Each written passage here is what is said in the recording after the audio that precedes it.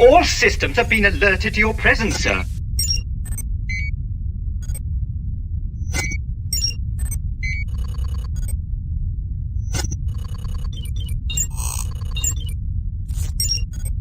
I have a very bad feeling about this.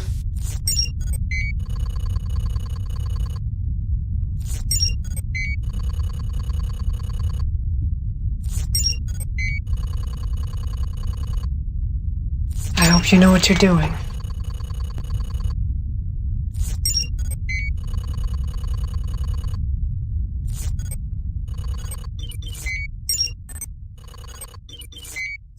The Emperor has been expecting you.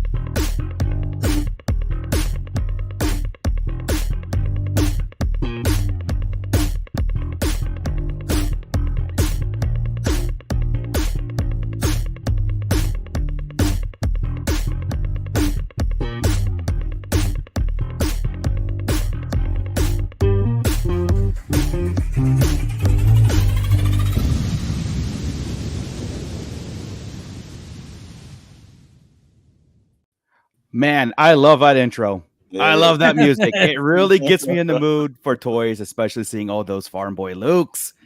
Yes. Kind of makes me want to go back, but it doesn't. Welcome everybody to the Starlight Digest Toy Chest. Once again, every other Monday, hitting you with all the good Star Wars collectibles from around the galaxy. We all gather up the information so you guys can spend all your money. Yeah. So I'm your host, Darn Moocher. I've got Scott Solo here. What's up, nerds? We've got Alexander Storm. Welcome, and guys. Don't forget, the link is in the description below for all the Shadow Nose Network. Go in there and plug yourself into those guys.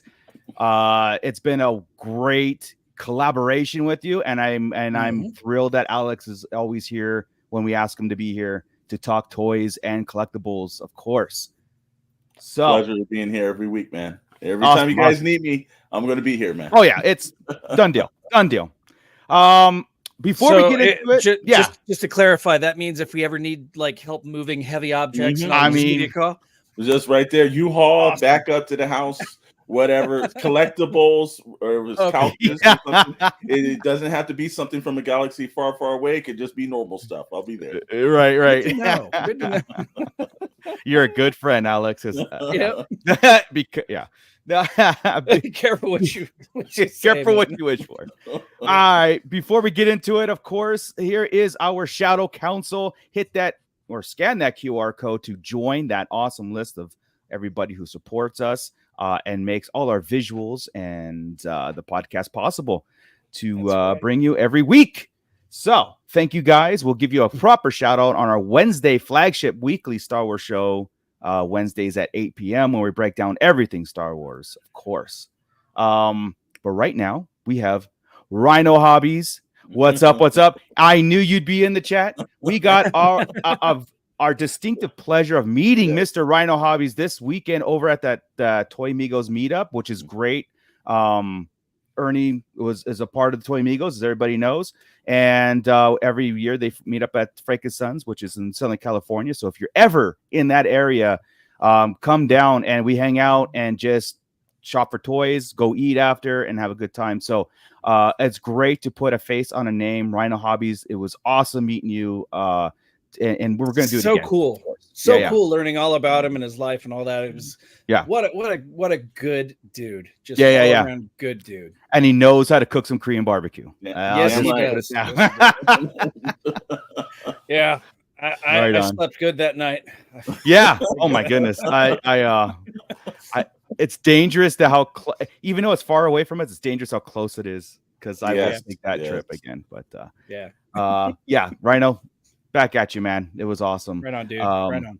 So guys, we are in between Pulse Con right now, right? So we have Pulse Con's on the 13th of next weekend, and then we'll do another show right after that to kind of hit you with all the stuff. But before we get into all the talk about it and what we've been hearing, we do have a leak image for Star Wars that's coming out and some other talk. Maybe some HasLab changes in the future. I don't know. We'll see. I have heard some rumblings, but nothing's confirmed. But we'll get in that too. But first, Scott was showing us a very cool collectible, since it's a Star Wars collectible show. Yes. Something that you cannot get anymore because the place is closed down.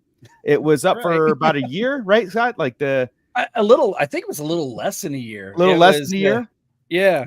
What is it called? The Starlight Cruiser, or was the Galactic Star Cruiser Experience? The hotel in Florida that that Disney had all these grand intentions of giving us a fully immersive Star Wars hotel that you could go stay in and enjoy, but it failed spectacularly. Yeah. I want to say mostly because they priced everybody out of it.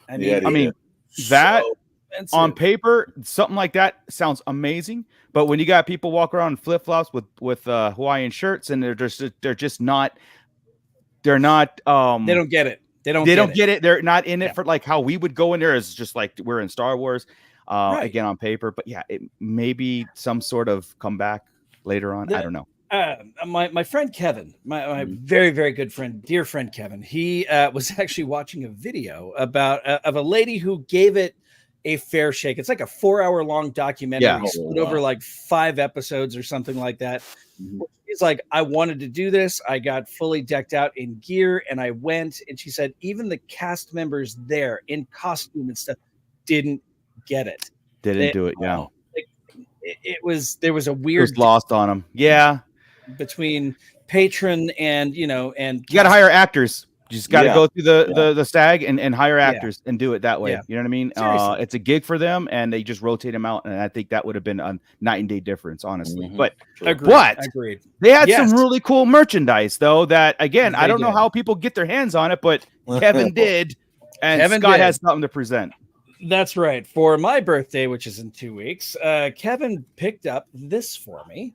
It is the lightsaber that they had exclusively at the Galactic Star Cruiser, right? Okay. So it's in one of those cases like you would find at Disneyland at Batuu.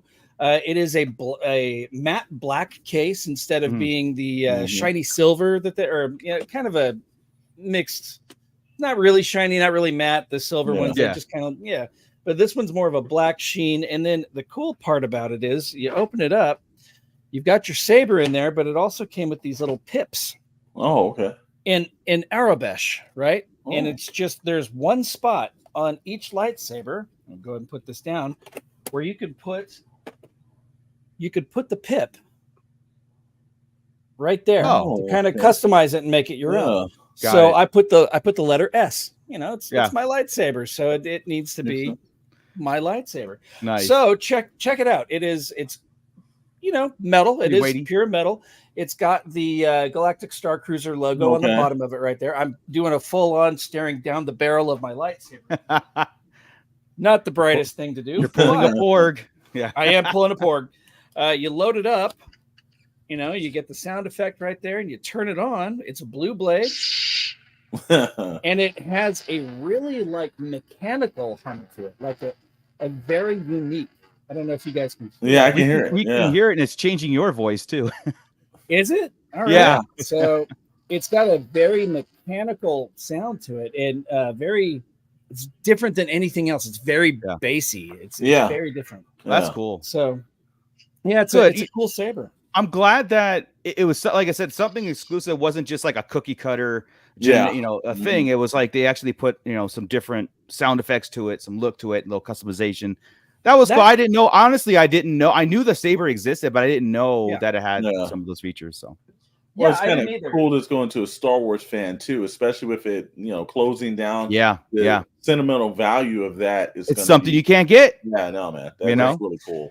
And we had talked on the digest for a long time since they opened it, how much we would have loved to have gone. Had it been not half the price. Maybe Well, these things are pricey, right? I mean, no matter what you do, it's a premium vacation destination, right? Yeah. But I mean, $6,000, wasn't it? Like $6,000 for per person or something? Yeah, for like a party of 5 for 2 nights, right? Or 3 nights or something like that. 2 nights, 3 days, I think. Yeah.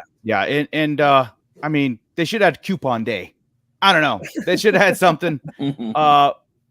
Again, on paper, it sounds amazing. It sounds something that we would all sign up for. The execution, everybody, it's almost like you're committing to this role play experience. And I think that it's hard to get that because, again, they were pricing it, but people were going and charging it. And they even offered like, hey, sign up for this credit card. You can go right now. You know, I mean, it was like, it was really a money. It was just, I don't know. It's something that, will Disney ever revisit again in some sort of capacity, or were they scared and they won't? Look, nobody's going to do it. And again, we could talk about it, but it's like there's a lot of things that we had input on and a lot of other podcasters put on, that will they ever revisit? I don't know.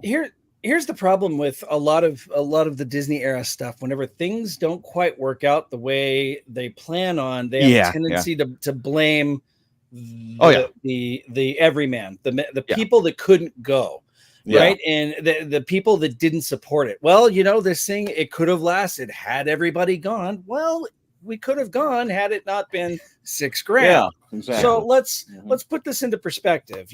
Absolutely. And the one thing my father taught me when growing up is no matter what, if you are a leader of men, if you are a responsible adult, you take responsibility for your mistakes. 100%. If you have a team that works for you, it is not those individual team members. You as a team leader, it is your responsibility to take that on. Absolutely. And they passed the buck, man. They really did.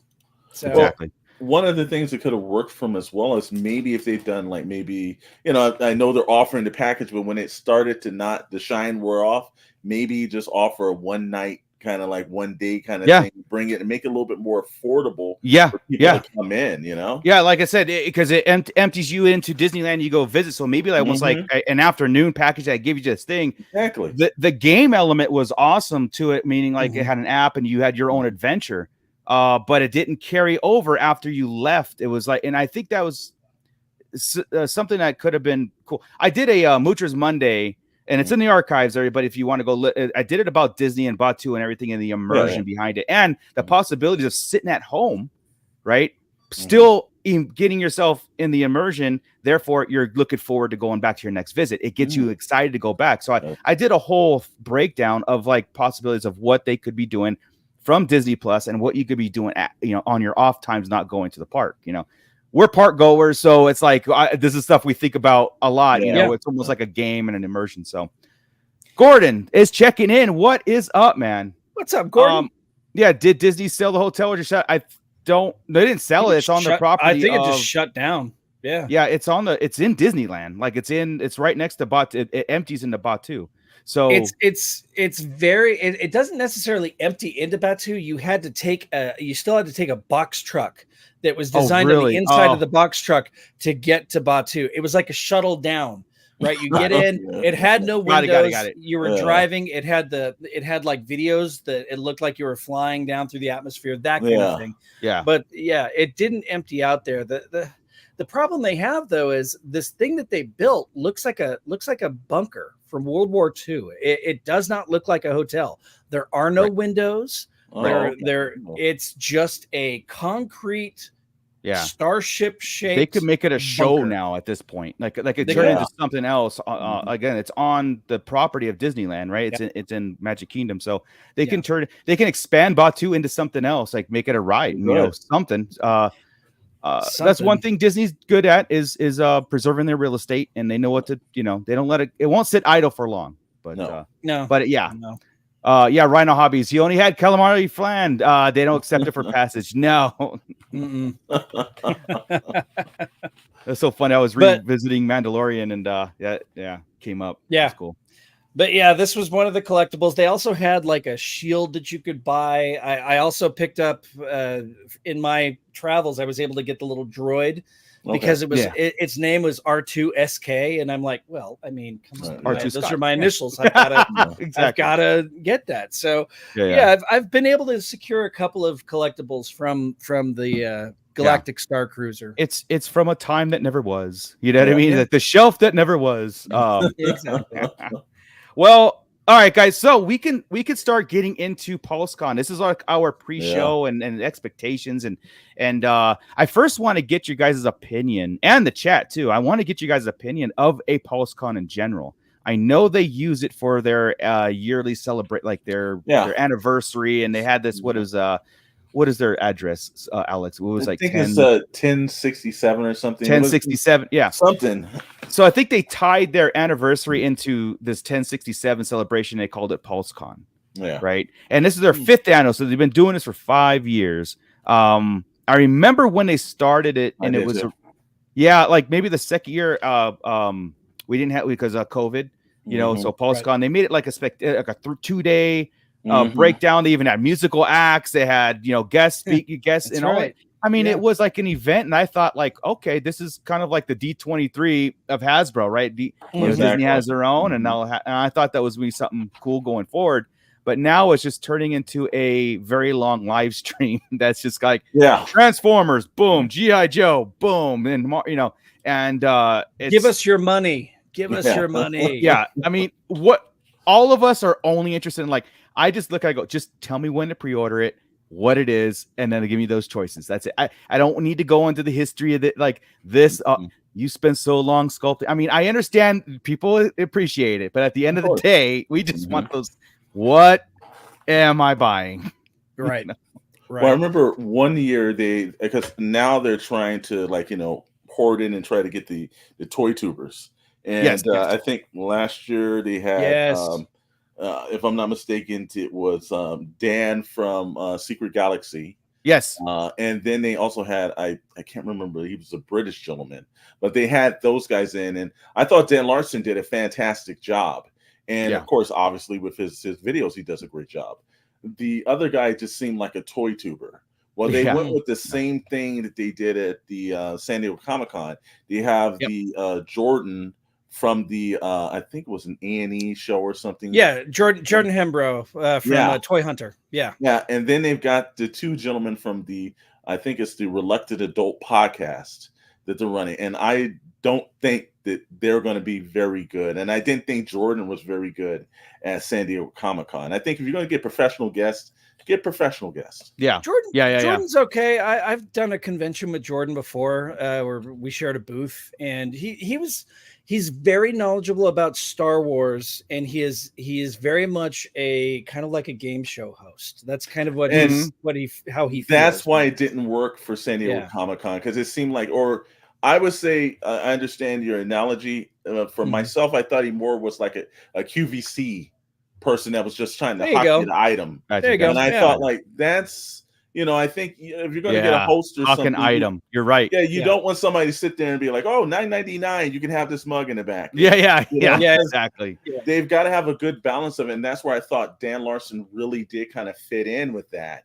And he could do the history of stuff and everything else. And I just think they just wasted. They're trying to play to all of us that review things, and they think that's going to get the likes and the views in for their con. I don't think it's going to work in that same exact way. No. Well, Rick Jones checking in agrees with you. Dan Larson is a great host. Great host. I did feel that too about the QVC kind of stuff, and everybody. And they're just so. I mean, again, I understand they're trying to sell us toys, but it's everything's like, this is the greatest thing ever. You know what I mean? And a lot of us going like. Jordan's history with Toy Hunter, and before that, he started off writing an article for Starlog back in the day, and it was always strictly Star Wars. That was his specialty, Star Wars. He knew Star Wars collectibles, kind of like Rancho Obi-Wan and Steve Sansweet, right? Just without the massive collection. But then they gave him his own TV show, and he's like, well, I can't do just a TV show about Star Wars. I've got to branch out. So he started reviewing other things, and man, I tell you what, I enjoyed watching it, but he completely screwed up some vintage toy lines for years, like Mask, because I collect Mask toys, and he did a special on Mask, and he got so many things wrong, it completely screwed up the market for years. Wow. But so stick with Star Wars, Jordan. Yeah. Well, Gordon, will Mr. Stevie be involved this year? Steve Evans. We have not seen him on a live stream yet since his coming back to Hasbro and involved with the vintage collection and Black Series and he does Marvel. He's Marvel Legends and he is Star Wars. Those are Marvel his and Star Wars. Okay. Yeah. And the word on the street was that he would be in the States for Pulse Con. That was the word, and that was back during Comic-Con. I remember him saying, "I'll see you all at Pulse Con." Whether that means literally in the room with his employees or the people he works with, or via live stream, I don't know. But there's no reason why he shouldn't. It would be about time. It would be a Pulse Con to do it. You know what I mean? Yeah. Like it would be like, all right, look at now we have this guy who came back and a lot of people put faith in him because of what he's done before, and his Instagram account. He had and his YouTube. He was like kind of really expressing the balance between new and existing collectors. Old, like what do we bring in for everything? And I thought that even him saying that was a great response. But again, we all are about communication too. You guys don't have to tell us everything that you're producing, but that the fact that you guys, if you just keep reiterating, look, we hear you, we see you. We've got a plan. We're going to do these things, that's what we want to hear, I think, as collectors, so his presence is almost like a must, it's like, I mean, if it's not, it's not, but I think it'd be great, spectacle if it is. It would foster a lot of positive will with the people. It would show that the man that keeps saying these things is putting his money where his mouth is, and there he is. He's there to support the line. I think it's a must as well. Well, I think Hasbro definitely needs, like, a la Apple, Steve Jobs. And Super Sevens guy is out in the front. We just saw the Toys and Madas, with Nacelle. They're out in the front. Hasbro needs that presence, that person that people feel like they can trust and know that he's riding the ship, not somebody who's lurking in the background. And I was not Patrick. No, like I said, everything they did was gold. The Midas touch, we did was great, and everybody's like, well, this figure didn't sell. Oh, it's because you guys suck. It's like passing the buck. That's what it is. We didn't sell these toys because a bunch of Star Wars. Yeah, whatever. Gordon is it. Yeah, Starlog was the only place to get info back in the day. Talking about absolutely. It's a great magazine. I even still might even have a few Starlog, magazines somewhere still. Yeah. All right. So as far as the Star Wars, what I've been looking, and I haven't heard anything really of what Pulse and PulseCon, what they're going to announce. Right. There's one thing that we're going to post on the thing right now that we got from Yak Face. Well, he got from another source that we kind of were speculating that the Skeleton Crew figures were going to be announced at PulseCon. I was kind of like speculating that anyway. And so we're kind of getting some confirmation here. So Scott, you could pull up the image here of our first Skeleton Crew figure. This is real. This is courtesy of Kama Yang, Star Wars, the Black Series Collectors Group, from them. That again we got from Yak Face, but he got from them. So that's where the source is credited to. We've got 04 down there, if you can see it at the bottom. So this is number 4 of the Skeleton Crew. So I'm assuming it's all 4 kids at this point.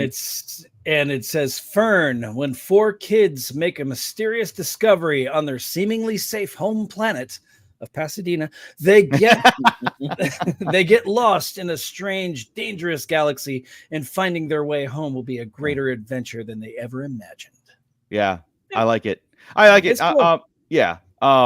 So I think we are going to have these in hand before the show on December 3rd. I think it's December 3rd. Yeah, December 3rd. Okay. December 3rd, yeah. So we might have these in hand beforehand, which is great. Again, that was another right in the ship for a lot of collectors. Yeah. And if you really want to talk about young fans, this being a family-friendly kid show and whatnot, I mean, you kind of want these figures to be in kids' hands as they're watching the show, that'd be great. That'd be great. So Christmas jumps around the corner too. So it is really smart to have the show, the figures, and everything dropping near that time. Yeah, absolutely. I want to see a seat because it looks very much like she comes with an old plastic flashlight from back in the 80s, 90s. I want to see those kids with flashlights pretending they're lightsabers.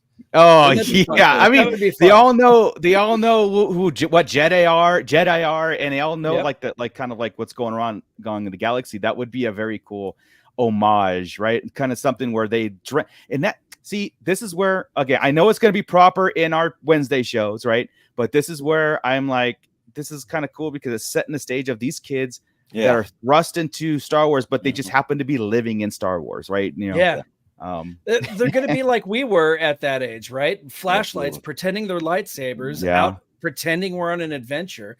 That's why, it doesn't bother me that we're thrust in a world that looks a lot like ours, and these kids have accessories that look like ours. It's kind of like seeing ourselves in this world, exactly as we were. Exactly. Again, we'll get into it on our Wednesday shows when we argue about it some more. But so Rhino, I was good to know that won't take a lot of shelf space. Are you saying you won't buy them, or just because they're small? I'm assuming you're saying because they're small. Okay. I think so too. And Gordon, no, this is where you want to see us implode. Yeah, intro song for Skeleton Crew will be Cruel Summer. The jacket will make a nice custom for something too, according to Rhino Hobby. I mean, it does kind of look like a fireman's jacket. It does. It does. Yeah. Yeah, and he's confirming because their shelf was because small heat. So and it's got the backpack and the accessories and stuff. So I mean, it's cool. So that it's almost confirming that we will get the kids and maybe probably I'm assuming this is my spec. This is what I'm going to say. I'm going to say we're going to get 6 figures from Skeleton Crew right off that. So the 4 kids, the robot that's behind him, and probably a pirate that's one of the bad guys. So there's your 6 figures, and then you'll probably get a pipeline reveal. You don't think Jude Law will be in the first wave? Yeah, they're going to put Jude Law in that first wave. Oh, you think so? I think it would be. Oh man, no, they got to put Jude Law is the star of this. They're going to. I think about. Center. Oh, I get. Yeah, I think about too. It's like I guess I'm trying to think back as a kid, right, where you want these kids to fight somebody. So it's like, okay, let's get a couple pirates and the kids first, and then you get the other. Like I know, like maybe Jude Law is not a. He's going to be the mentor. He's going to be the guy that helps him along this thing. So you're gonna need him. I'd be shocked if they gave us more than 6 figures in this wave one. Like it would be, I'd be shocked. I think how many might due to the Acolyte. I think because of the fact pull back a little. No, I think they're gonna drop something extremely because they don't know now if they're getting second seasons. Right. They're hoping they're getting second seasons. Right. So I have a feeling that they've learned from the Acolyte. Like, look, let's just drop this. Because we're not going to make these other figures later down the line, or we hope we might be able to. So then they can come up with alternate editions and things like that if the line gets bigger. Yeah. But I think you will see a wide range of those figures first wave come out. Yeah. You got 7 weeks to sell figures. That's about it because that's the length of the show, right? Yeah. Boom. Good. Actually, a good point. You're right. To kind of rush them out, people buy them, and then rather than producing them later where it might be canceled or whatever. For Acolyte, we had Yord, Jeki, Sol. We had Indara, May, Osha. So we had 6 figures right there. And off the bat. Like May was technically a villain. Because we got Osha later. Yeah, Osha a little bit later. And then Kelnaka is still Kelnaka's coming. A question mark. See if we're getting them, and Basil. That's gonna be interesting. That'll be really interesting to hear if they have any comments at Pulse Con about the Acolyte in the future, right? I mean, if they because Kelnaka is he out yet? He's pre-ordered. Yeah, he's pre-ordered. He and Basil are pre-ordered. They're already out. Yeah. Oh, okay, they're out. I don't know. That was say, is he available for pre-order, Kelnaka? For pre-order, yes. Okay. All right, then it's already done, and they're gonna do that. But we always The say, you know Stranger. what? They might even surprise us as a Stranger, because again, council show or not, the Stranger is going to sell a lot of units. that's You true. know, It was the best part of it. Yeah. yeah. Rhino Hobbies, Jude Law will be the Target exclusive. Yeah, you know, I can see that happening. absolutely. Better than Walmart. I'm not mad at exclusives as much anymore, because I've been able to get my hands on every exclusive that's been out there. So they've done a very good 180 on that, because they eliminated Walgreens. You know what I mean? Walgreens was I hated that. I hated it. Rick Jones, I agree. Put the bad guy out first. Everybody loves the bad guy. Again, as kids, right?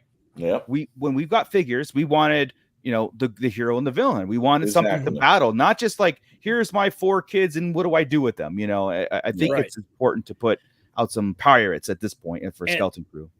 And the villain does double duty, because the villain was also a villain in The Mandalorian season 3, right? So here's a character with some crossover possibilities, right? You could put him against Din Djarin if you want to on your shelf, but he existed in The Mandalorian, so putting him out for it absolutely makes sense. Yeah.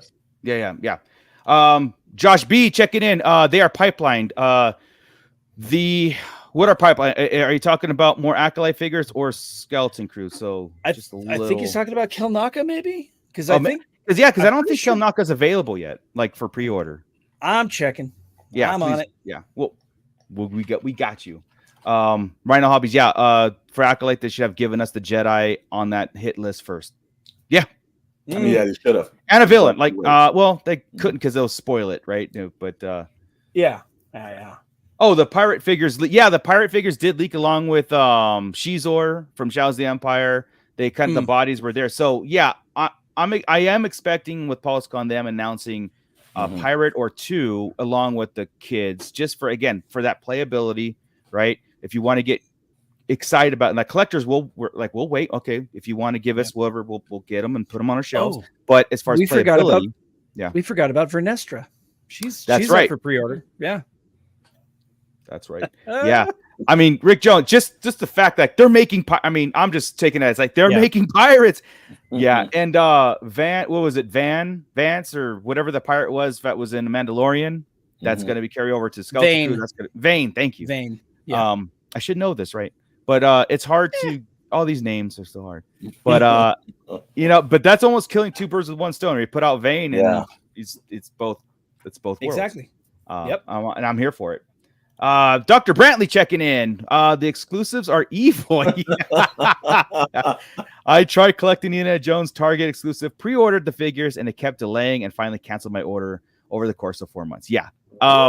You know, I have so many issues with that Indiana Jones line. I was all in. Scott was all in. I think, I don't know, Alex, did you collect any of those? No, we had a couple of them, but I know Dr. Brantley mostly. I was the one that got them when I saw it on Hasbro Pulse, the first one. I actually purchased that for him and sent it to him because I knew, I said, you're definitely going to pick these up. But that Target thing, but that was in the earlier Target points when they had the Cobra Island, and then that's when they were having problems. Oh yeah, it seems as if they've corrected that a little bit. Like I said, I don't like exclusives. The only exclusives I like, honestly, are the holiday figures. Like, because you know what, not everybody likes them, and I don't care if I go to Best Buy for one Amazon. Those are repaints. Those are a very like niche kind of thing. I love that. But when you put almost a necessary figure on a mainline track and you call it exclusive, and everybody rushes out to get them, and you can't. It's very frustrating. Especially again because I think exclusives should be like, I got it, but I don't need it. Right, if that makes sense. Yeah, it's like the Mandalorian Night Owl figure, the female Night Owl figure that is now a Walmart exclusive. Cool, that's cool. If you can get it, if you want it, great. You can get it online, right?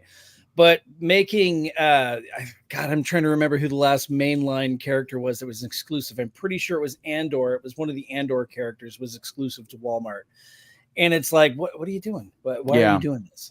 Yeah. But on the flip side, like McFarlane Toys, they're dropping a holiday Batman, a Santa Claus Batman figure, and I'm like, oh god, I really kind of want that figure. That's cool. I'm a sucker for the holiday themes, man. I am. I mean, but that's what needs to be an exclusive, not your main line. Exactly. Yeah, something that I think people aren't gonna.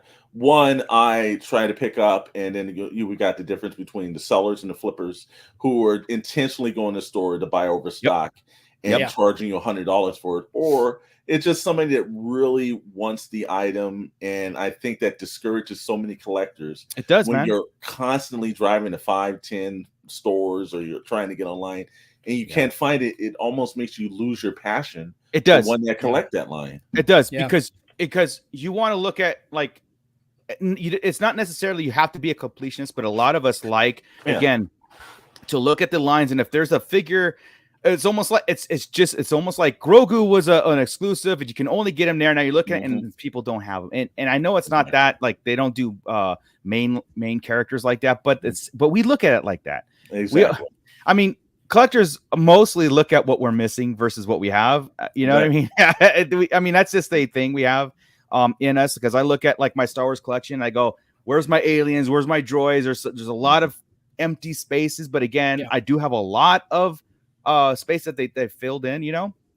But exclusive, like I said, exclusive is a kind of a dangerous route. But I do feel like like today's day and like today, we've been doing better. You could get them, you know what I mean? Like you go on Target.com, the way they say. And get them to Walmart, Amazon. Like I said, in Hasbro Pulse. I'm really good at finding things. Yeah, so. And Hasbro Pulse has. Yeah, and like I said, Pulse is getting them too. So you can, if you have a subscription, you could get the exclusives there, or you can go to like say for Target. You know, except for the Walmart, I don't think you can get Walmart exclusives on Pulse. Yeah, no, Walmart is usually going to the Walmart site, or you're just lucky. And chances are you're not going to find a lot of stuff inside the store. No, I get them all on the app, or Scott. Oh, yes. Yeah. Scott is the master of ordering. Oh, yeah. But speaking of the holiday figures, we're not getting any, or are we? Do you think we'll get any holiday figures for Star Wars? You think so? I was like, man, time's running out. But again, we have this last kind of ditch effort with Pulse Con, right?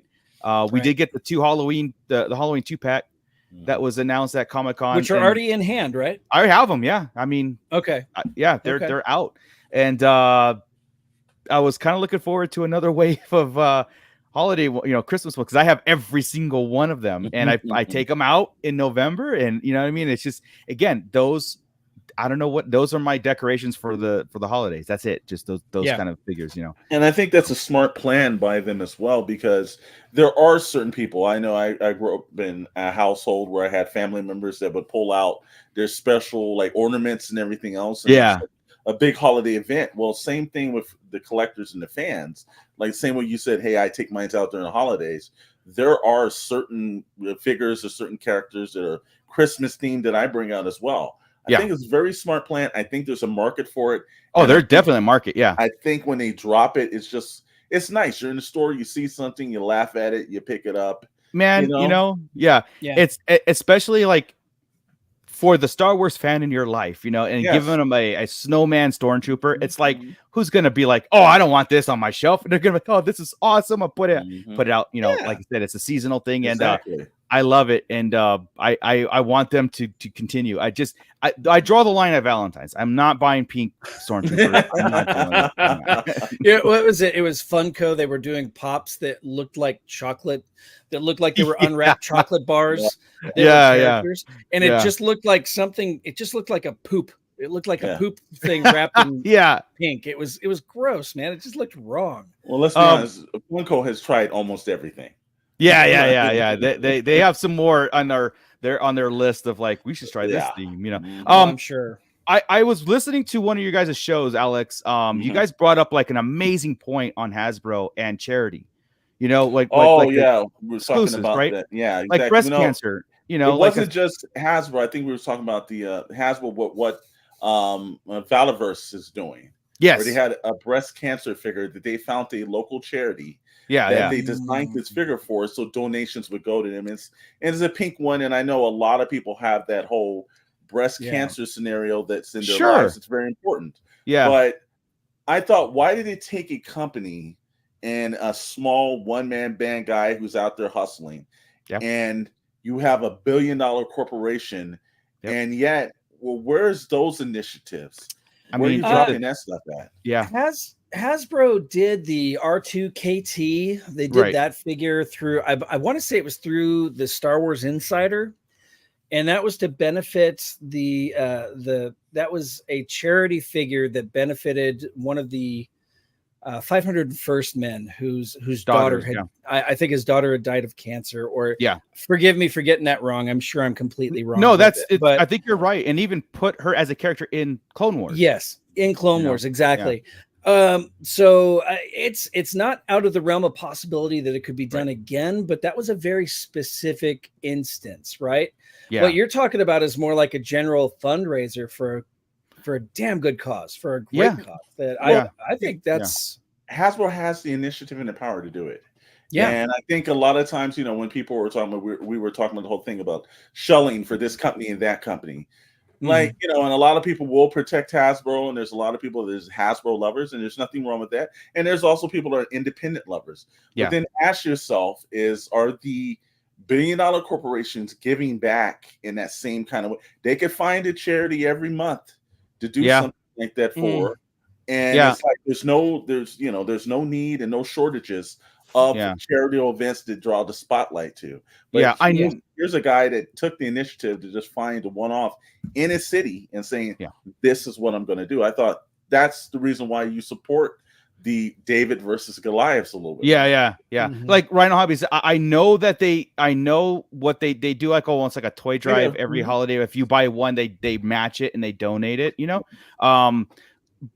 what we're also, like I said, we're talking about, like, to get people to really purchase in the masses too. Again, it would be, like I said, again, just throwing it out there, like a breast cancer awareness or cancer awareness figure, right? So you put that in your, you could do whatever you want with it, but it was something that I think that would be a lot of people would be into, Well, we're sitting here on Labor Day, and I remember, and I'm sure I'm old enough, and there's a whole lot of people old enough to remember that Jerry Lewis used to have the telethon, and it was every year.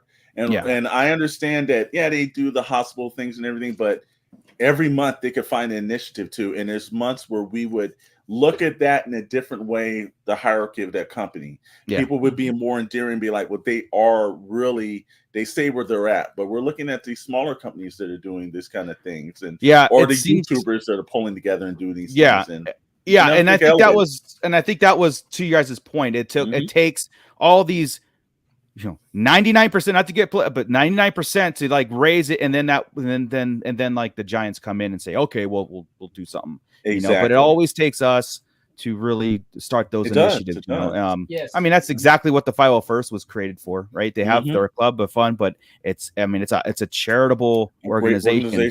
Great organization. When they don't have drama. So hey, who does not? Everybody has drama. Yeah. Well, those in the Sarlacc Digest should not cast stones. Yeah, we don't have drama. We have fun. Sure. Or I have fun. Rhino Hobby setting up the display, the Black Series display is a new tradition. It is. I'm telling you, I've got we're up 20 figures, something like that, around for the Christmas.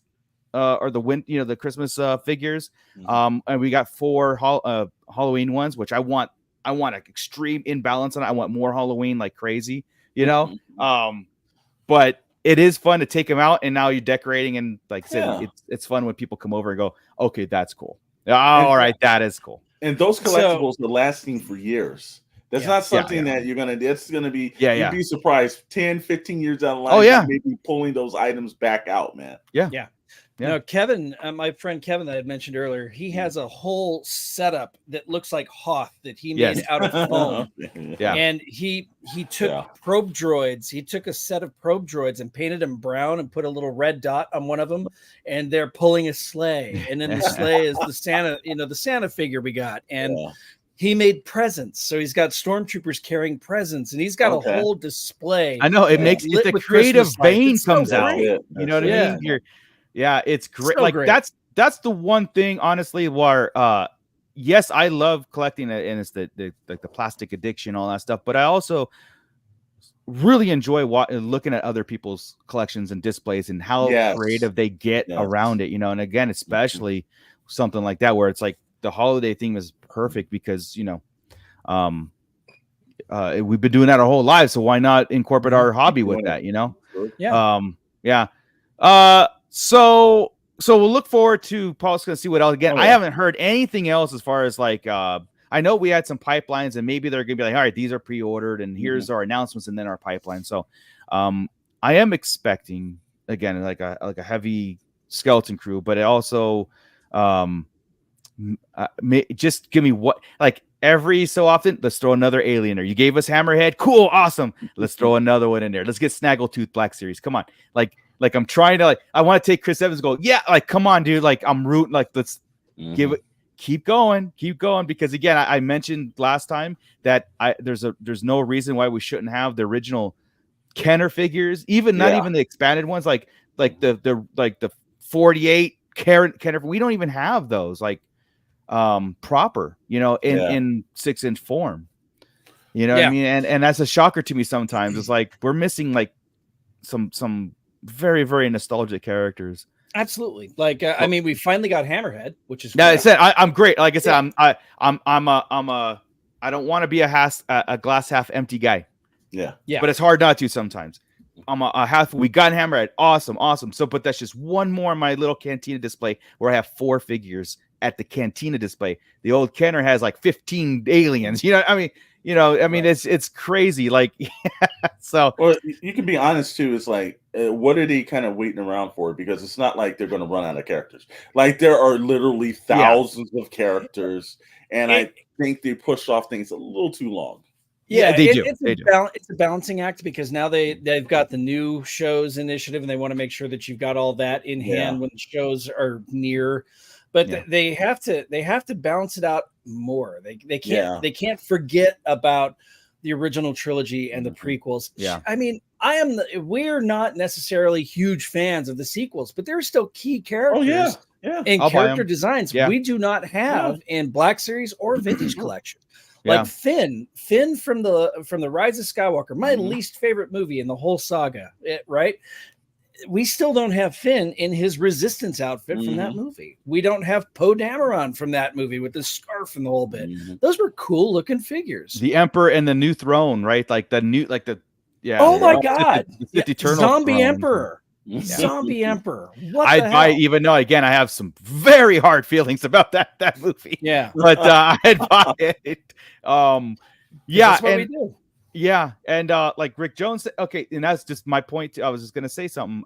He thinks he has every Hammerhead version from every time. There you go. And this is like that. And honestly, I mean, I would never sit there and tell anybody how to collect. And you collect, you do what you want. Completionist, mitten box, pick and choose, whatever. But when Hasbro does give us these things that a lot of people have been like aliens, droids. When they do, then get them. Like, don't sit on it. Don't wait on them. Tell Hasbro this is the right avenue. What was that always? Because I'm a gamer, right? So they always say, speak with your wallet. If you don't like it. Exactly. Okay, so I don't want people to shout it and then not support it. And again, I'm not saying anything about like you do you collect the way you collect. But again, when they do show that support, then I mean, then say with your wallet, like, we want more of this. Because what is their number one response to every question? Well, if the community wants it, I'm like, yeah, but I hear a big, loud aliens and droids, Black Series, even updated vintage collect. Like Scott said, they have stuff from Power of the Force that they haven't reproduced. FX7 is a perfect example. I understand tooling. I understand that. Then throw a price tag on there, right? I mean, I think sometimes you're looking at that hole and give us a chance. I'm thinking like the same thing that they did with Dragon Man that they announced at San Diego Comic-Con. It's going to be a made-to-order scenario. It's not going to be like... And I'm cool with that. Yeah. And maybe they should start pipelining figures like maybe they know these are kind of like one-offs, but they're saying like, look, we'll take this many orders. If we get these orders, we'll make it like this, and it's made directly for those fans that just want that. Isn't that what Mattel does? That's what Mattel does. Mattel does. Yeah, Mattel, because their Origins now... They'll still release some baseline for a Big Bad and stuff like that, but they're like, hey, here's this figure, and in 10 days it goes on sale.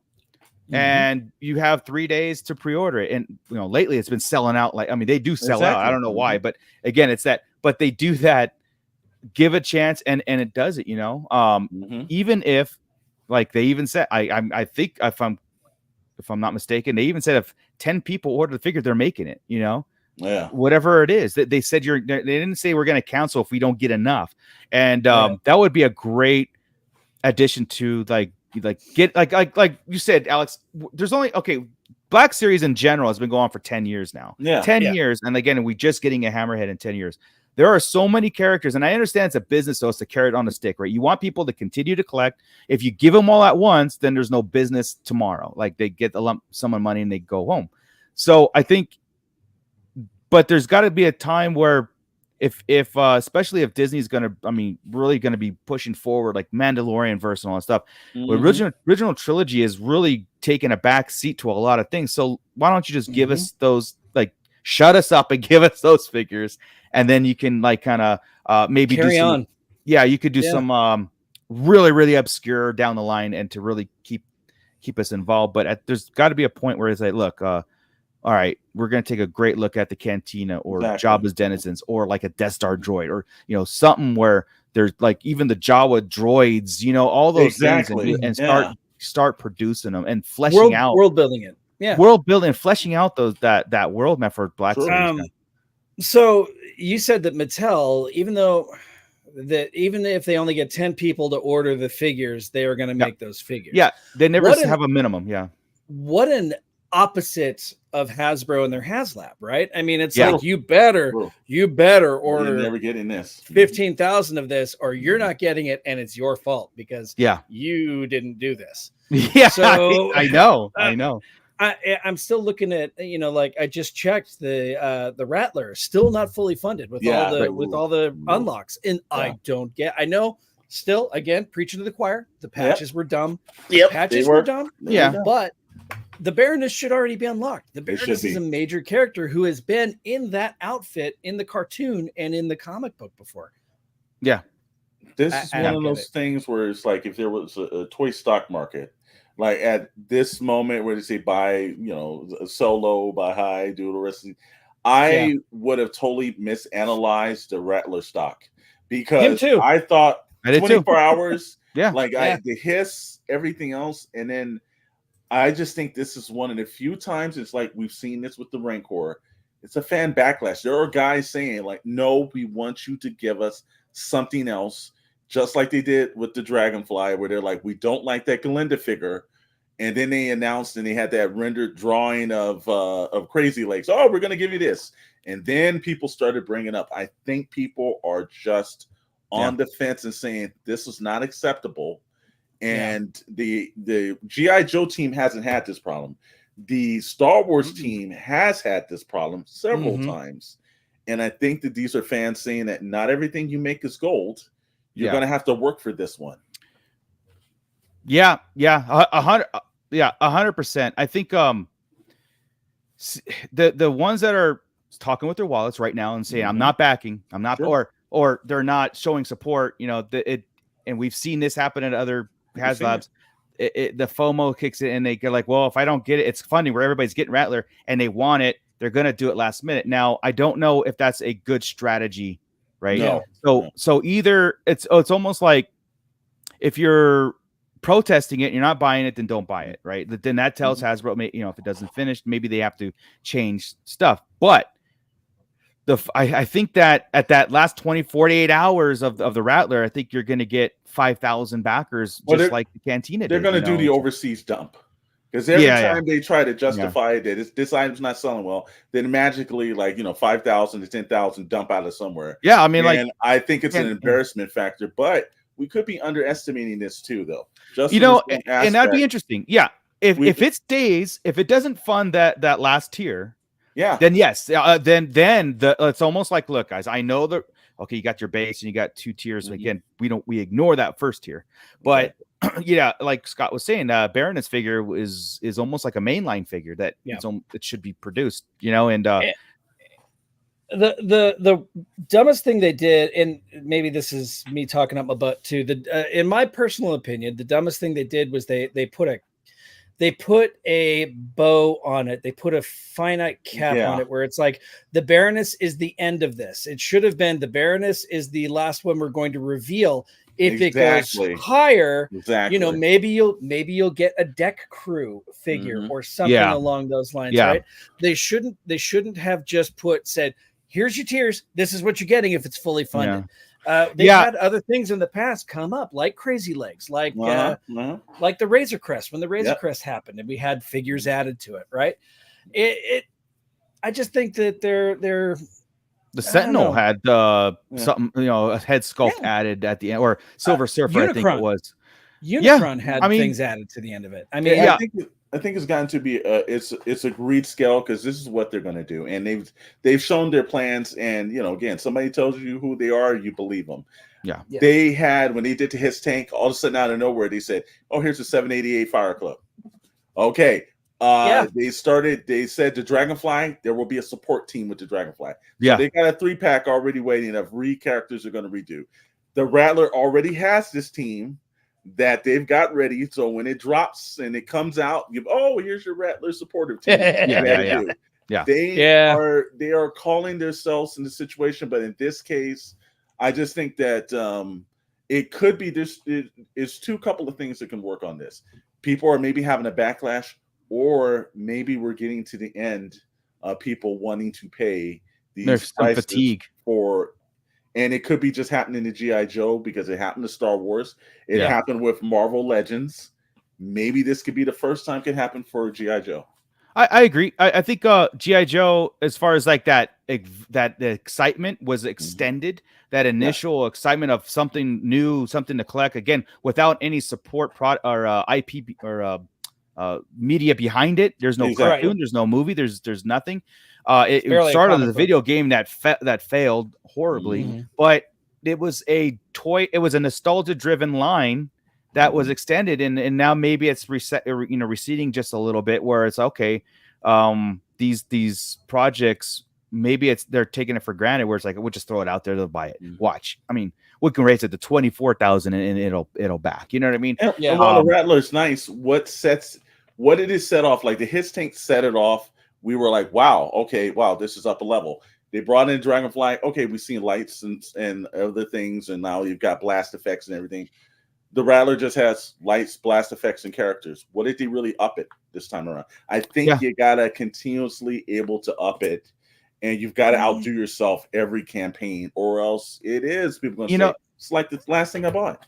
Yeah, I don't know about one-upping themselves every time, because then you get to the point where shit, now what are we gonna do? How are we gonna beat this, right? But I do think that having your first tier be patches was a huge miss, right? I mean, talk about not even trying to one up yourself, right? How do you one up that though? I mean, you've got lights, you've got cool characters. You one up it by adding more figures, maybe adding more figures.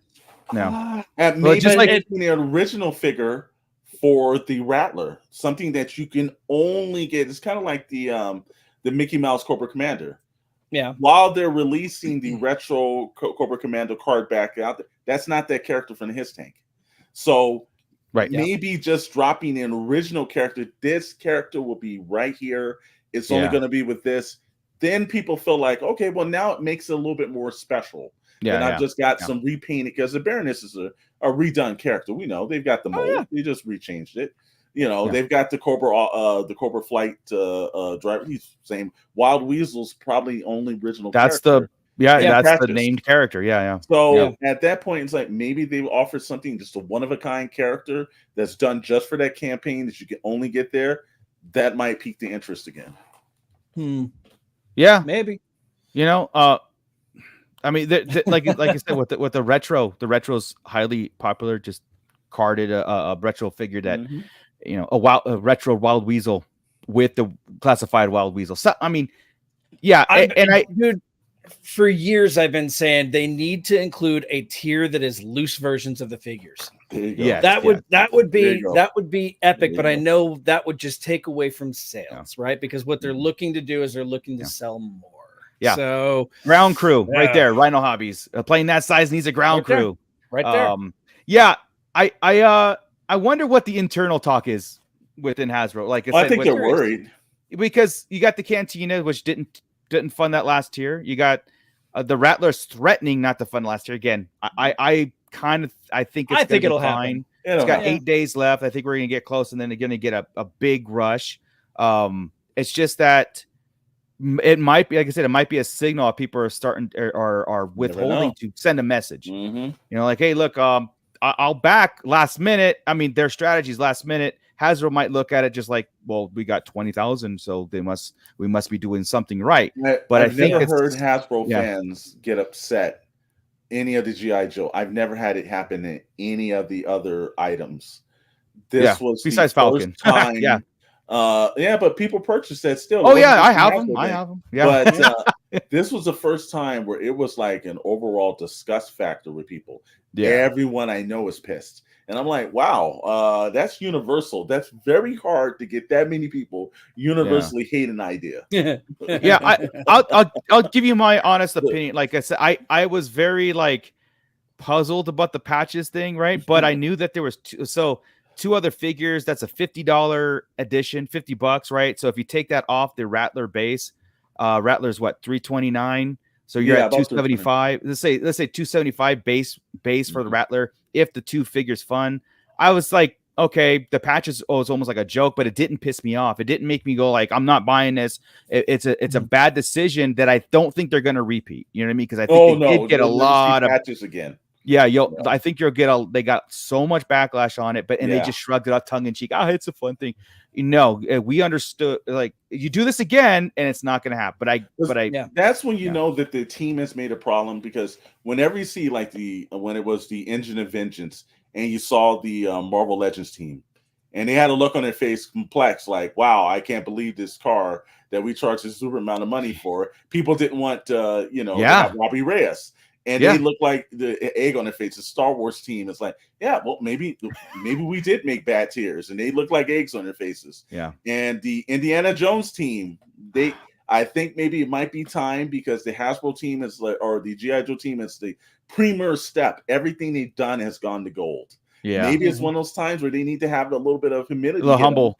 They're like, we need to come back with a better campaign next year. Yeah, I agree. And here, that's another question too. And I'm sorry, then we'll get to Josh. And that's no problem. Do you think they are just hitting us because all of us collect more than one thing? All of us collect more than one thing, right? Yeah. Are they just hitting us too hard over and over and over again? The answer is yes. I agree. But it's not just them. I'm not backing right. Because you had Valaverse and everyone else start. Like, this was the first time I have ever seen this from like May till now. There has been it's not just it's Valaverse, it's Super 7, it's all these other companies are back. All these Kickstarters are back to back. It's like, and some of these Kickstarters are major amounts of money. And it's like, it's gotten to the point now you've got Ace for Ramen Toys jumping in, and he's got like pre-orders back to back. It's like, I think there's a point where we've reached it where when the HasLab came out, we only had the Barge and a couple other, and I think Galactus and the Sentinel, and it wasn't that much. It seems like we're getting like almost, even with the Jurassic Park gates that didn't go through with Mattel. Right, they're hitting us with like almost 20 of these kind of pre-orders a year. Yeah, no, it's crazy now. Our expendable income is not that high. Not anymore. not that high. Down. Yeah. It's down. Way down. If Hasbro did 2 a year, 2 or 3, 2 or 3 a year, right? Split your year up into thirds and do something like that, but spread it out. 1 Star Wars, 1 GI Joe, 1 Marvel. Exactly. But multiple Star Wars, multiple. Sorry. Josh B. Hasbro, especially in the Joe team, because again, they have nobody to pay outside. They own the license outright. Hasbro should take advantage of owning the license, mainly by lowering price on 2-packs. They can't on the visual figures because of Marvel Legends of Black Series, but 2-packs could be lowered.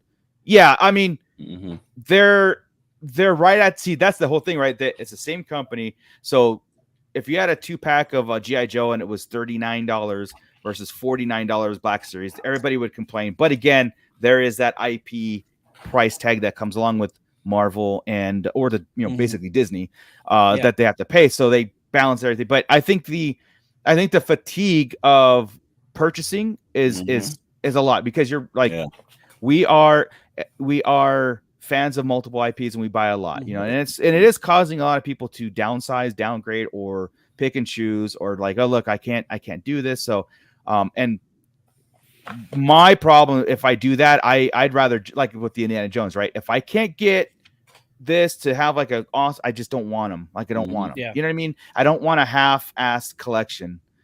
Right. You know what I mean? Well, who out of the three of us on here, what line have you stopped because you've devoted so much to another line?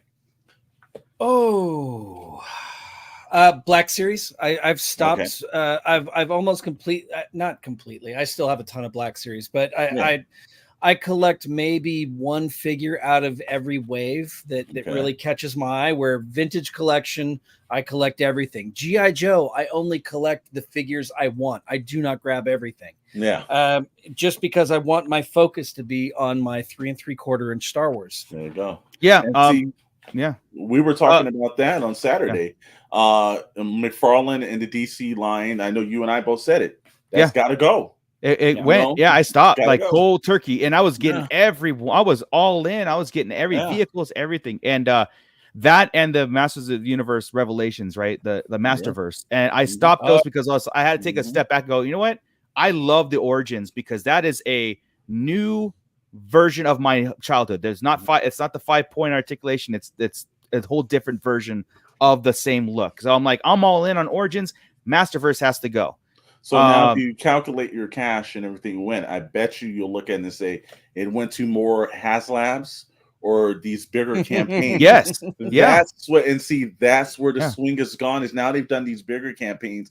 So now we're not collecting the figures or other things, or we can completely dump out this line because I don't need that, because I'm just voting a huge chunk of money. It used to be like one HasLab a year. That's nothing. Yeah. Now they're hitting us too much. So that's the effect that they're having with these well, I love to say they say crowdfunded. It technically is a crowdfunded pre-orders. Oh yeah. This is what these companies are doing from Super 7 all the way down. Yeah. I mean, they're killing this standard individual figure buying. Oh, 100%. Yeah. Rick Jones quit collecting Mythic Legions and independent figures. That's what really sucks, is because they've taken the stance, and you're getting hit with all of these large ticket items and all these overly expensive pieces. The little guy who's trying to produce something cool and unique and original is kind of getting the shaft, which absolutely, it sucks. Yeah. And we also have never too old for Lego. I agree. What's up? Hey, that's like my father-in-law, Don the Dad Dorn. He is never too old for Lego. That he came over today and he tells us that he's got 160 something Lego sets in his man cave that he's built. I'm like, that's crazy. Just over the last like 3 years. I'm like, damn, dude. Wow. Yeah, Never Too Old is also saying he quit Hasbro basically, and he's basically saying the price break. 86 Springer was $90 tax. That Canadian. I mean, I do collect all the 86, and Springer was a hard one, man. That was like, I mean, I know Canadian you pay a lot more.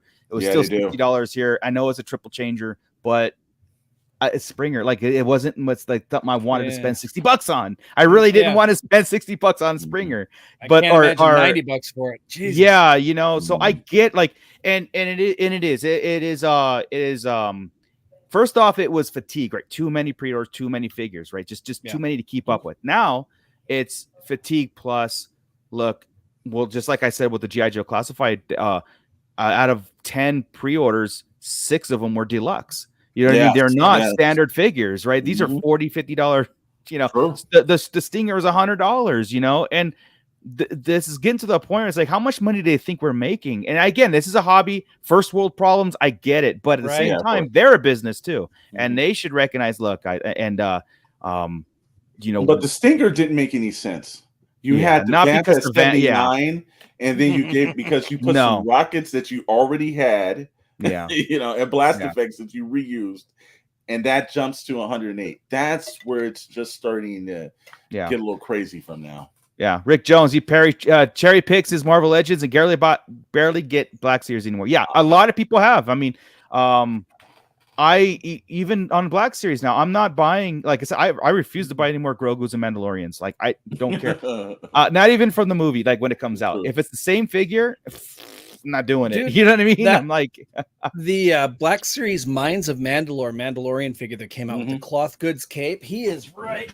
This is an absolutely, as I knock everything over, this is an incredible figure. It's fully posable, fits great on a Tashi Station Emporium stand, right?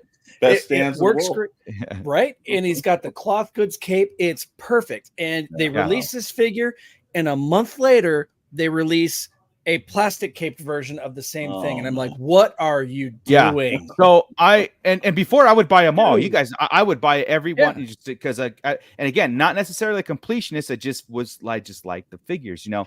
But now I'm looking at them going, nope, I'm not doing it. I'm not doing it. Now, now my Insta buys are aliens and droids and anything from original trilogy and spreads out from there. So not even like new IPs like Skeleton Crew I'll probably get, you know. I will pick and choose Acolyte figures that I get, especially if they do the Stranger. And that's the thing with myself, me personally. I will buy figures if they support the show properly. Just like if they made a Molaram, I would have bought all the Last Crusade. I would have bought every figure left over from the Indiana Jones because I have them all except for that last wave that I canceled because they canceled. And I'm like, I don't want a half-ass line. So if they support it, I support it. And but again, that's my pick and choose, you know. Dr. Brantley, this is probably the plan to keep the little guys out of the making pricey stuff with Star Wars or G.I. Joe on a label. Yeah. Sure. I mean, if they dominate it, they get all the money. There's no room for the third parties or the smaller toy companies. Dr. Brantley just put in there that Temple of Doom was done dirty. Absolutely. Yes, it was. Absolutely. 100%. You're not giving us the Willy. I'm sorry. It's the best in my opinion, my humble opinion. It is my favorite of the Indiana Jones movies. Guess what, Scott? Me too. It's like I didn't know that, right? But we didn't get a Willie Scott. We could have gotten Willie in a couple of different outfits. You could have got, man. They hurt that line, and now those are, if you check, I've got Chet chasing around in Ollie's in Georgia because now all that the Temple of Doom line is starting to hit Ollie's now.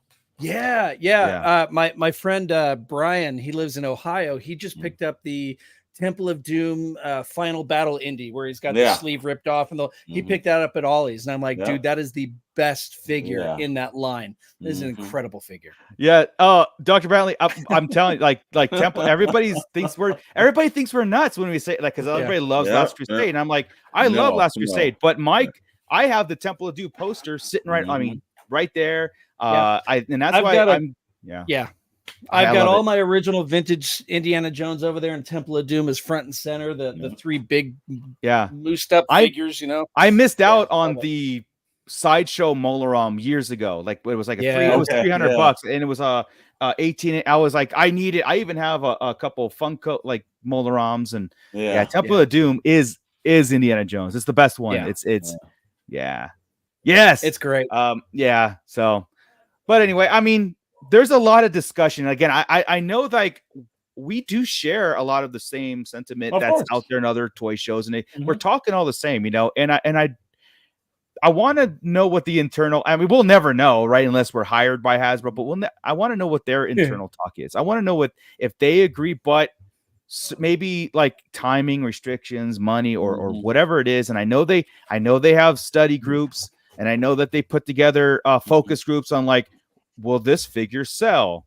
And I don't know if they're asking the right questions though, because I believe majority of their demographics is us, the kids of the 80s, the kids of the 90s, you know, for the most part. I mean, there are a lot of young collectors, and I love it. I love the fact that it could still potentially grow, but at the same time, I mean, look everything that's out today is out in the 80s. Everything. I mean, they're not making anything new, like no new IPs.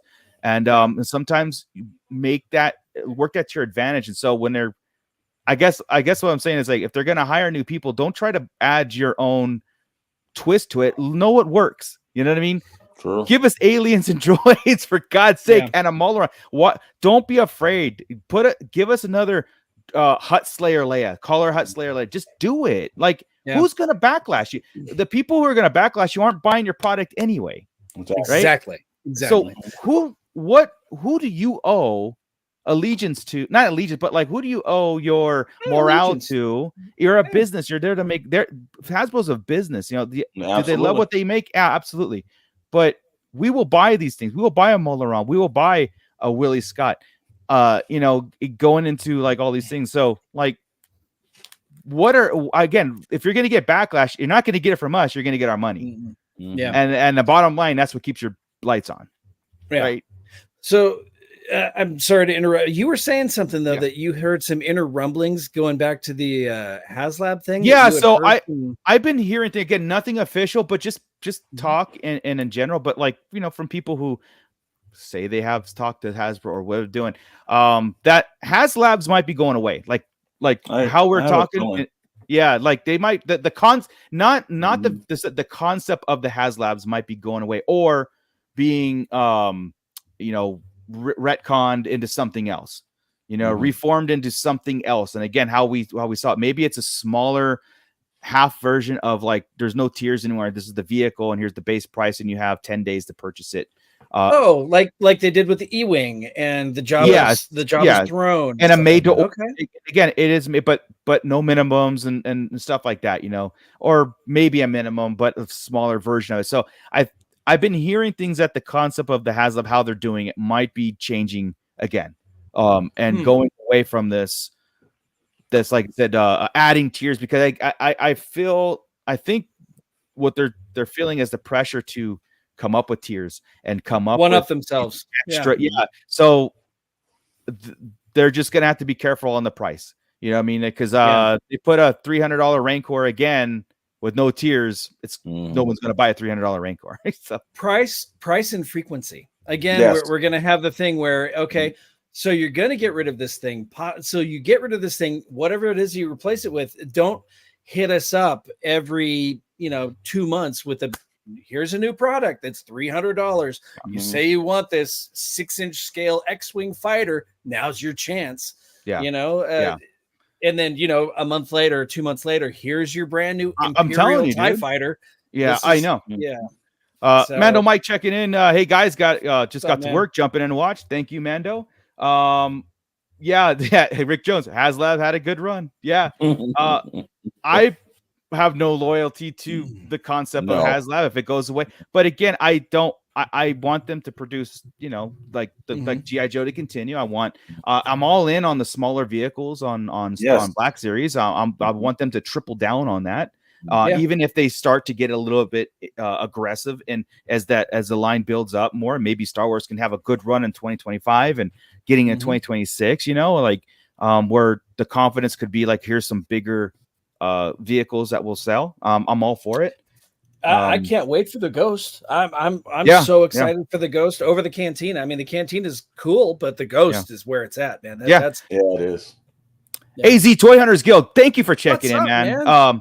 Made to order time, pre-orders, absolutely. Like that's starting with the Dragon Man for Marvel. Yeah, 100%. That's how they should be doing it. Absolutely. Yeah, I think that's, again, there's tried and true processes, and I think like the HasLab is getting too chaotic. It's getting too controversial every time, because again, they're making decisions that it's becoming, where people are not going to back. And I mean, Hasbro started it, and now they're starting to see the pollution of it. The pollution of it is, again, you've got Mattel with Jurassic Park Gates. And then you've got the Origins doing their create, Oh yeah, the Origins mess, and wow, $500 Eternia playset, and they got a new playset coming out. It's gonna be $300, I bet. And then you think in Super 7 the Cat's Lair. Then what they did was they started a monster, but these other companies are taking it and they're just destroying the model of it. So what is it in business that you're supposed to do? Be innovative. Yeah. So now they've got to move away from all these other companies, because now it's on Kickstarter. They're doing it's too much. So they got to get to a plan that's just them and distance themselves away from this stuff. Yeah. So Bando Mike saying, I think they should keep HasLab and do away with the tiers. Just include whatever you're going to include. And here's the price: 45-day fundraising, and boom, done. Yeah. Their thing is, I mean, basically that's what they are. Here's everything you're getting, but they have unlocks, and it's that thing. And I think that's where it's the Kickstarter mentality of it all. Yeah, and I don't necessarily like the unlock is that again, because if something doesn't fund, you'll never see the light of day, or if they come out, even if they come out with those tiers, then what was the big deal in the first place, right? So it makes you really kind of like, well, if it doesn't fund, I'll just get it later. There's a psychology behind it that I think they're exploring. Yeah. Hey, peace sign. So what if they did what they did with the Cantina, and that is offer a base model, and if you want to spend for a deluxe model, here's some extra figures you can as get long with it, right? as see, that's the thing. As the Cantina did it great because it wasn't figures that you were getting, you were just getting more of that base. Right. And I think that is the important thing. If you start going $400 for this, I'm just using Cantina as an example, right? Sure. $400 for this, and you get three figures, and then $500 as you get 3 more figures. That's where you'll get a lot of backlash, because you're gating, those 3 figures that you can only do if you spend $600, and that's going to be, people will do it, but at the same time, you're hurting that your market again, and there are people that have the attitude of like, if I don't get this, I'm getting nothing. No, so I get again, that. more of, but not exclusive, I think. Right. Like even if, say, the Rattler was a base and a deluxe, where you get more missiles and more ground effects and maybe a wall-mounted stand. That's where Scott's idea works. Yeah. Right. Because if he did just say, hey, look, I don't have the room, I'll just take the base model Rattler, the standard missiles and everything. Then they come up with, okay, here's this other model. You can get deluxe the base, model, the extra stands, the extra explosions, not necessarily different figures. Yeah, figures is more accessories and more accessories, not figures. That's where it works out the Cantina version for me.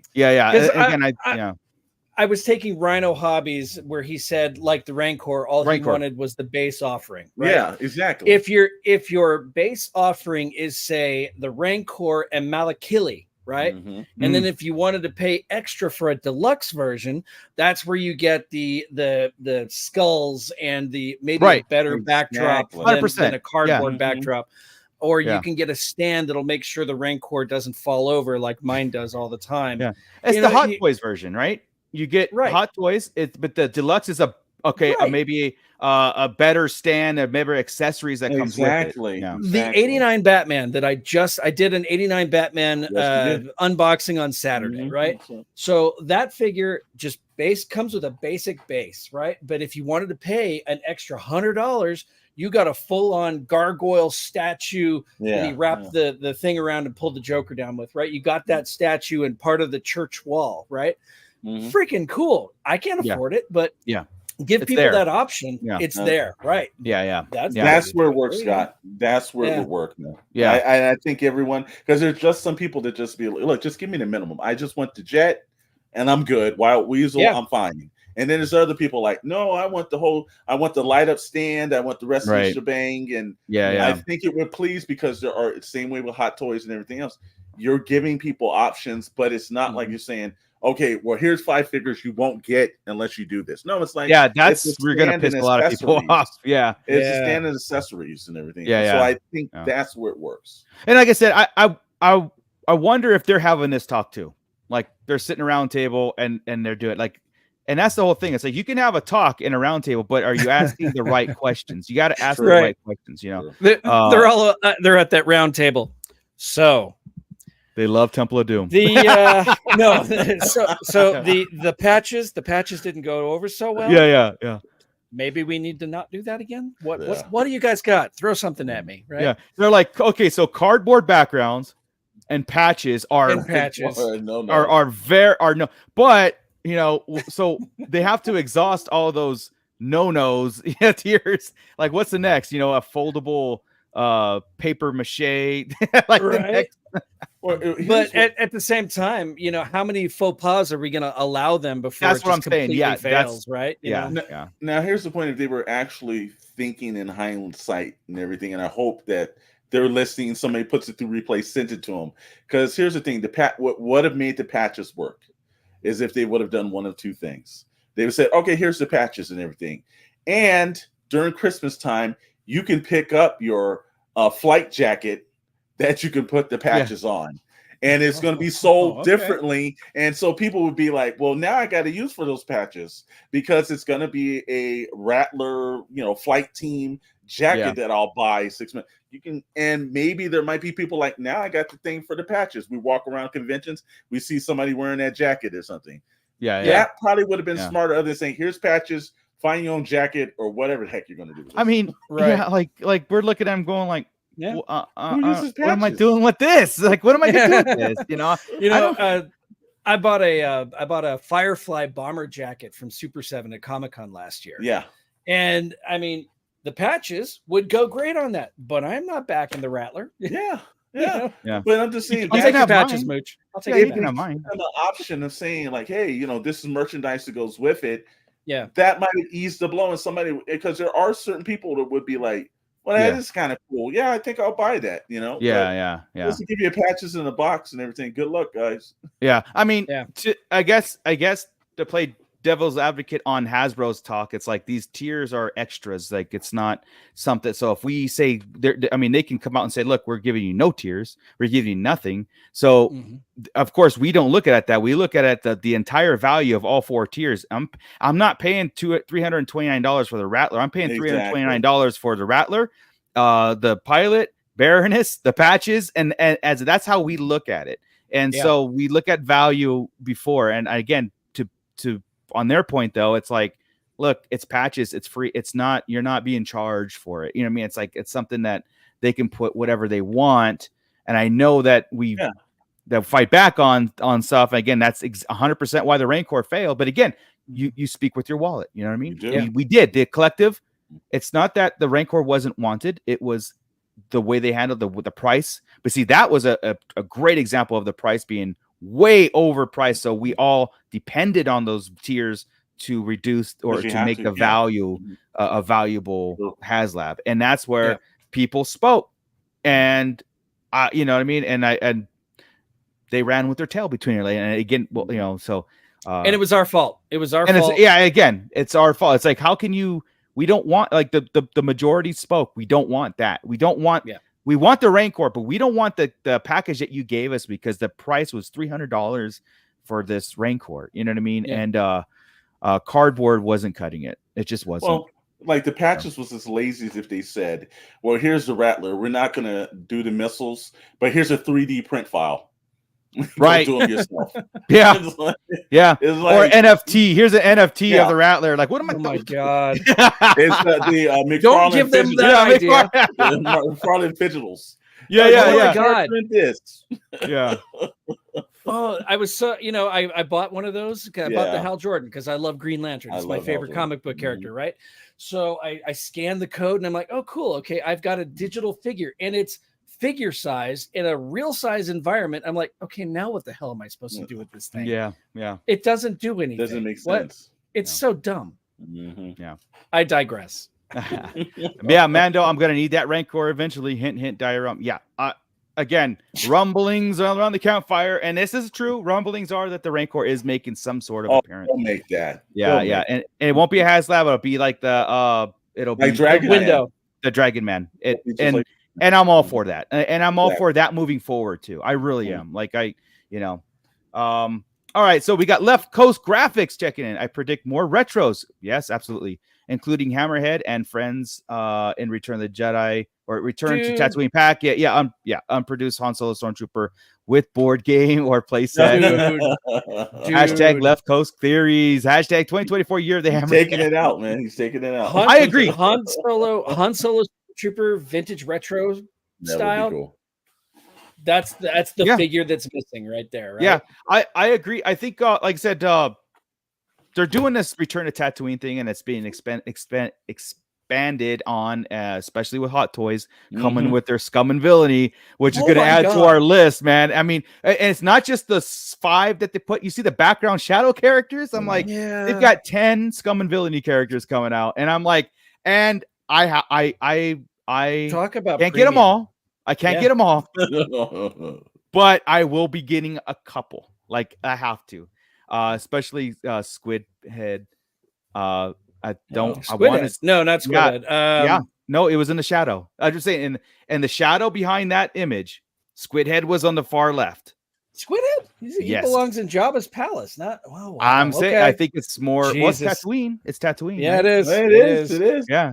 It They is. didn't I thought they say- were focusing on the Same cantina. neighborhood. but The first okay. wave is the first Yeah. wave. That second wave, Oh my it looked God. like a Wow.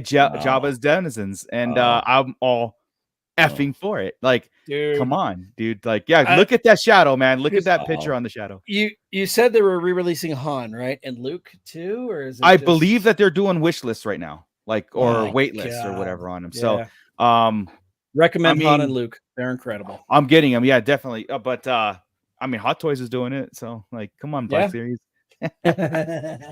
All right, guys. Well, we ran extra long because Rhino Hobbies said so, and we listened to Rhino Exactly. Hobbies. So, I mean, how could you not want this, right? Oh yeah. Yeah. I have my. I mean- hold on. Yeah. We got the Hot Toys flex. Yeah. I got a bunch of the Hot Toys. I would Look get at- them from my mom for my birthday.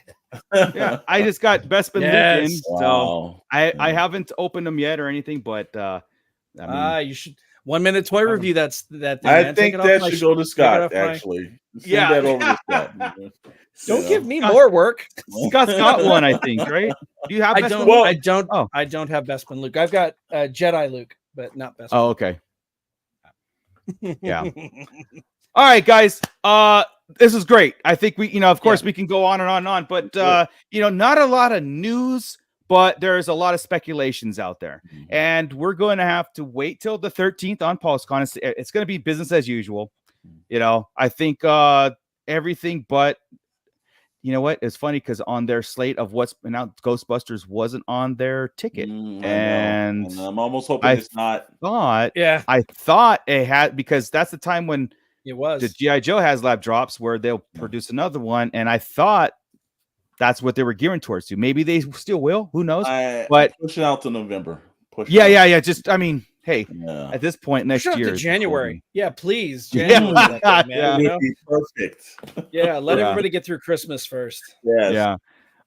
But yeah, so we're of course we'll keep our ears to the ground on the PulseCon that's happening, and we're gonna report on everything. So you can hit us back up at the Toy Chest on the 16th, which is not next Monday, but the following Monday, and we'll be doing a whole PulseCon review. I think absent. Scott's gonna be out of town, so I'm gonna Alex and be- I will hold down the fort. Actually, on the 16th, I'm going to be off planet. I am going to be on the planet of Octo. Okay. I'm going to be Yeah. visiting the Jedi Temple on Octo on September 16th. Okay. Yes. And this wasn't a Patreon sponsored trip. This is where God, I Scott's wish it on his was. own dime. I am. Scott's on his own dime going to Skelly Guy to get us groundbreaking reviews on film That's right. locations. Yeah, he's going. I'm being told I need to take my lightsaber so I can reenact the scene where Luke Oh, yeah. tosses it over his shoulder or something. I'm Yeah, like, I want yeah. to throw my lightsaber over my shoulder. That's called serious dedication, man. Yeah, It yeah. is, right? You're gonna reenact the scene, but you're gonna do it correctly, meaning he's not gonna throw it over his shoulder, Right. and No. we're gonna edit that. He's gonna footage. he's gonna take it and he's gonna cradle it. That's right. I would, yeah, and It's my dad. and then we're gonna insert it, and it's gonna be the Scott edit. So it's gonna The be Scott edit. Okay. Yeah. So. I was watching a video where they were on the island, and there's that scene where Ray is, swinging the saber around that rock formation. That rock formation is right there, and I'm gonna Yeah. absolutely get my photo taken right Yeah. there with the lightsaber in my hand. Yeah. Yeah. Dr. Brentley, explain that to customs. Yeah. Right. You film that too. So, all right. so look, okay, We know a guy. Don't worry, Scott. We know a guy. Like, Okay, so okay. basically, have you seen the sequels? Okay, what we're doing here. Yeah.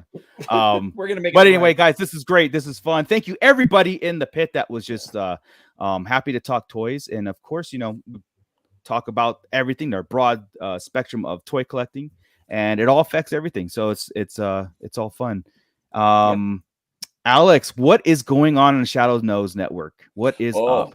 Well, after Korean barbecue, we're trying to just kind of like mesh it down. But Toy Box Chronicles on Wednesday before the greatest Star Wars show on the face of the planet comes on. That's what we do. Me and Chet, we're gonna have some whatnot guys pop in, some trusted whatnot sellers. Very cool. So I know a lot of people are having problems with eBay and a lot of other places, and it's hard to really trust. So we're coming up with some trusted lists of buyers, and especially Grail buyers. So if you're looking for Sentinels, Galactuses, Build-A-Figures, these guys are true and tested individuals. You're not going to get ripped off from them. Nice. That is good, because like sometimes business or the trade and I'm looking forward to that. All right, exactly. Cool. Cool. And of course, like I said again, after Wednesday, we're on Friday with Pixel Plastic and Ink. Don't know the subject matter because we're waiting for the week to hit us. So a couple of things might pop up, but that's what we're doing. We got some other podcasts and some stuff coming. Maybe something with Darth Moocher. Yeah. You'll never know if you don't click the links and hit the subscribe and like and notify buttons on all our affiliates. I mean, that's the best way to keep a hold of everybody. But man, we'll definitely looking forward to that. Yeah. And Scott, of course, we have our weekly shows on Wednesdays, which are always packed full of fun. Yes. Fun and excitement. Yeah, don't forget to also check out our sponsor, Tashi Station Emporium, for all your figure stand needs. Check out this Wolverine. This dude would fall over if it wasn't for this Tashi Station Emporium stand. And what's coming out next is these crates. And then, of course, you can't have crates without them being accessories. I feel like I'm in the know on that. I feel like I've got. I mean, I don't know. I don't. I know, Alex. My bad. My bad. You know what those crates are really good for? They're really good for holding Tashi Station Emporium stands. Wow. Yes. You can put your stands inside the crates, and then great idea. They always have figures. It's modular. Who's going to think of that? Yeah. Jeez. All right, then. Well, until we see you again properly on the Starlight Digest Wednesday, which I hope to see everybody there, because you don't think we have Star Wars to talk about, but we do. And of course, always. And we'll see what fireworks fly this time. So, not that they do, well, sometimes in a good way. Fireworks are always cool, right? Sure. Yeah. All right, guys. Again, everybody, thank you. Have the great rest of your night. I'm gonna go eat some dinner. And we'll do this all again. So like and subscribe, and tell a friend. Bring your friends here. And then if you guys have any kind of like subject matters you want to cover, get them in the comments listed below. Your replay crew, have we got a chance to hit your comments in? Get it comments in on the description or underneath the podcast, and we'll be answering them and keep this conversation going. So we're also going to bring back that segment of the weird Star Wars collectibles, the really unique, the bizarre. It's got to return. Some showcase, some Star Wars. Yeah, the bizarre. This is fun. I love this show. This is great. Me too. All right. So with that, Scott, keep it nerdy, everybody. Bye-bye. This is Grand Admiral Thrawn. You are listening to the Starlight Digest. What a fascinating play on words.